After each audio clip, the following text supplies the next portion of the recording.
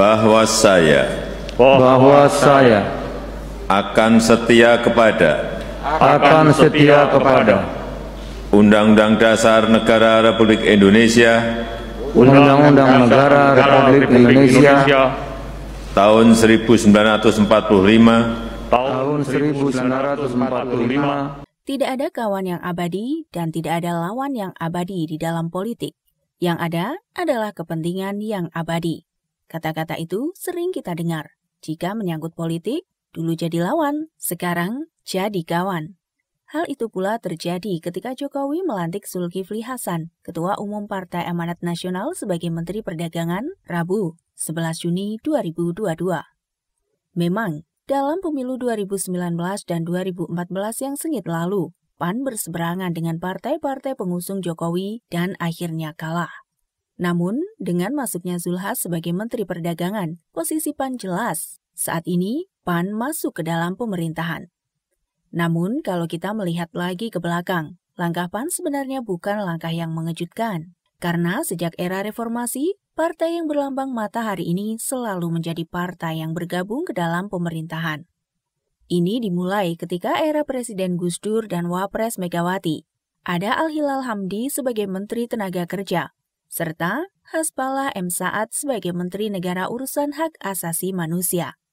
Lalu, saat Megawati menjadi Presiden dan Hamzahas menjadi Wapres, ada Hatta Rajasa sebagai Menristek.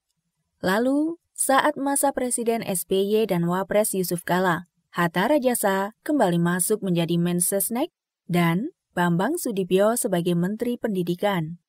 Lalu, pada periode kedua SBY dan Wapres Budiono, Hatta Rajasa kembali masuk sebagai Menko Perekonomian. Lalu, Patrialis Akbar sebagai Menteri Hukum dan HAM, Zulkifli Hasan sebagai Menteri Kehutanan, dan Aswar Abu Bakar sebagai Menpan RB. Bahkan pada periode Jokowi pertama lalu, ada Asman Abnur sebagai Menpan RB, dan kali ini Zulhas menjadi Mendak. Jadi, PAN walau kadang menjadi partai yang kalah saat pemilu, pada akhirnya akan selalu bergabung ke pemerintahan. Kalau begitu, siapa yang diuntungkan dengan bergabungnya PAN ke dalam pemerintahan? Bagi Jokowi, bergabungnya PAN ke dalam pemerintahan merupakan suatu keuntungan.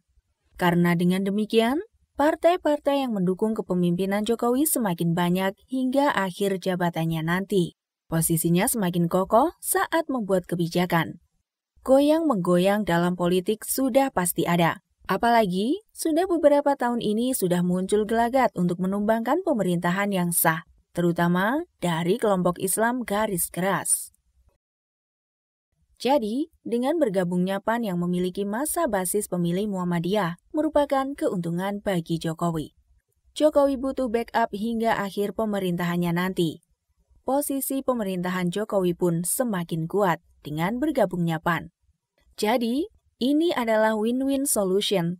Keuntungan baik bagi Jokowi maupun bagi PAN yang mendapat jatah kue di kabinet setidaknya sampai 2024. Semoga dengan bergabungnya PAN ke pemerintahan bukan hanya menjadi kepentingan beberapa pihak saja, namun demi kepentingan rakyat juga.